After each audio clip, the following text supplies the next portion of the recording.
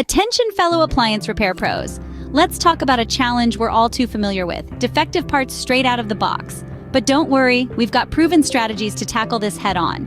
When faced with a faulty component, the key is to catch it early and prevent multiple service calls. Many of us have adopted rigorous testing protocols before leaving the customer's home.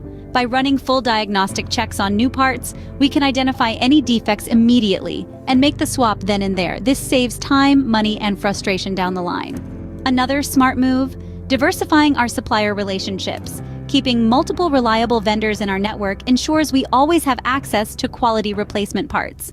From Encompass and Marconi to Union Electronics and Reliable Parts, maintaining great partnerships across suppliers is a game changer when quality issues arise with a particular brand.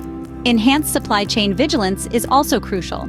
We need to watch out for counterfeit components or shady return/repackaging practices that could compromise part quality. While defective parts are frustrating, we're a resourceful bunch. Through testing, diversification, and vigilance, we're overcoming this challenge and delivering top-notch service. So let's keep sharing tips, supporting each other, and showcasing our expertise. The appliance repair community's resilience and problem-solving skills are second to none.